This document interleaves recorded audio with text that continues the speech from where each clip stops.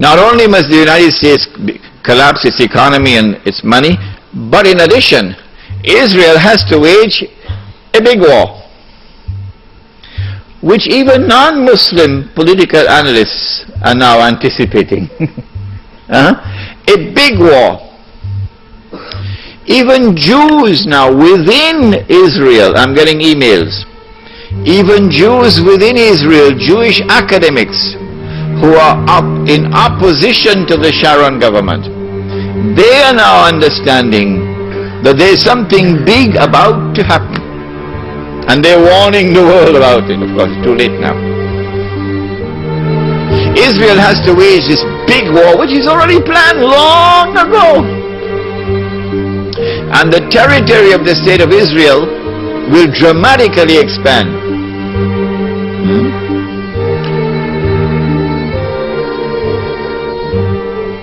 And the Palestinian problem will be solved because they'll be exported out. That is the massive human rights crime that the Israeli academics are now anticipating and warning the world about. But in addition, in order for Israel to become the ruling state in the world, not only must she take control of all of this territory, she must also control the oil of the Middle East.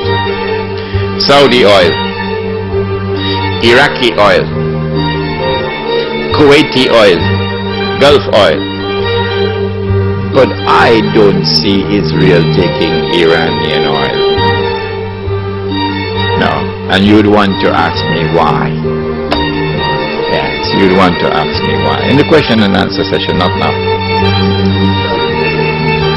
I don't see Israel touching the Iranian oil. Now that's going to be a very, very important event in world affairs. If Israel takes control of this oil, Israel will have her hands on the throat of the world. Not so much Britain and the United States, because Britain has North Sea oil.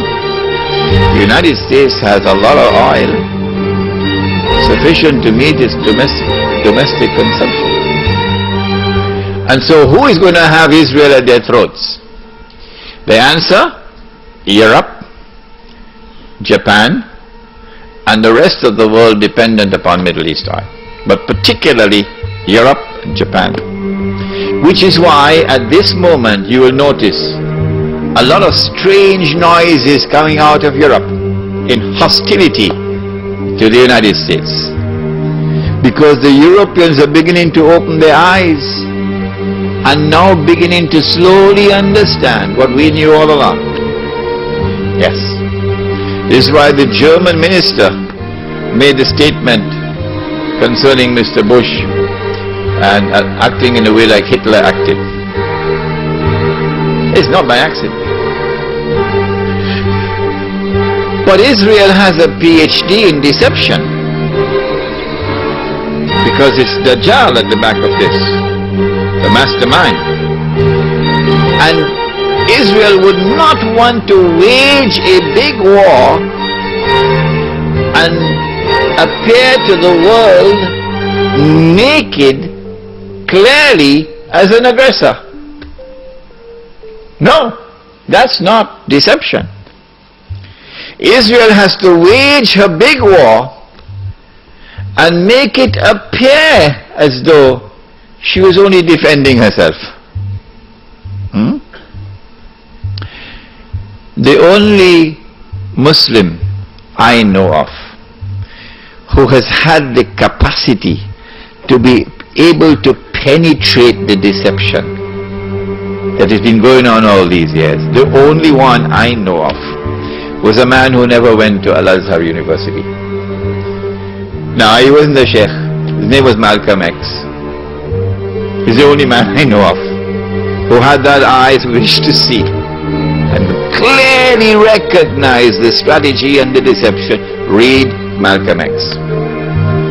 How is Israel going to launch this big war and yet get away from being perceived by the whole of humanity as the aggressor?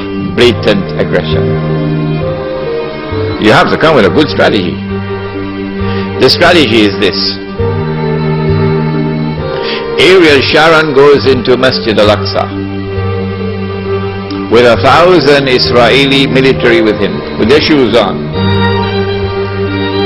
with the full knowledge that this calculated act of extreme provocation must have a response, a fiery response. And as the flames of the new intifada emerge, you must keep it burning by committing upon the Palestinian people more and more atrocities that drive them into a greater and greater rage. This is planning, this is strategy, this is not happening by accident. As Israel unleashes this barbaric oppression upon the Palestinian people,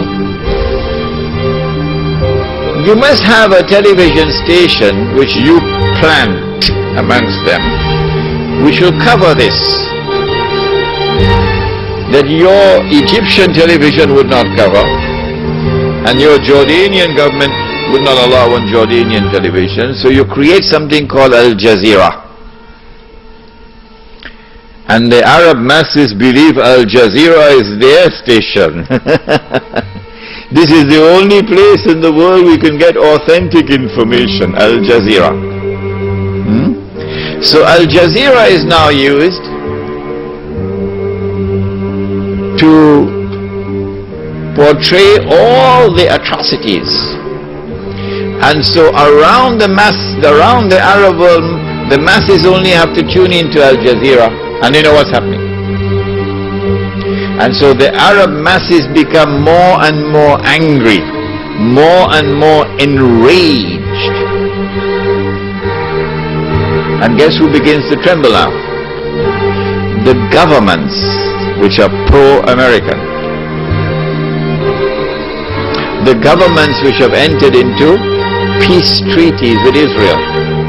These are the ones who are now trembling because their people are becoming more and more enraged.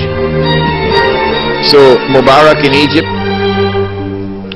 and Saudi Arabia, I don't know, it's Fahad or Abdullah, and Abdullah in Jordan and Sheikh Sabah in Kuwait, etc.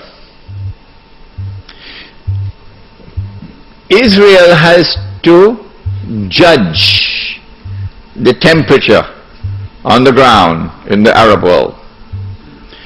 And because Israel has a strategic military alliance with the United States of America, it is when Israel judges the temperature to be hot enough, only then will Israel give the go-ahead to the United States to attack Iraq. Only then. And you have to inform the whole world in advance that you're going to attack Iraq. So the masses must be expecting it. Why? So that when the United States attacks Iraq, you would have the kind of spontaneous outbursts and their struggle against the oppression of the Shah, that there were also others at work to help them without they even knowing it.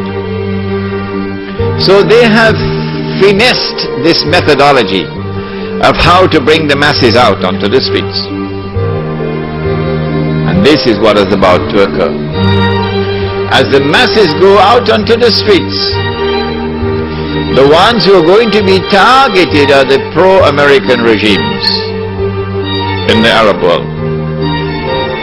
The objective? To get one or more of these regimes to fall through massive demonstrations, anti-American and anti-Israeli demonstrations. Which one is likely to fall first? Let me stop.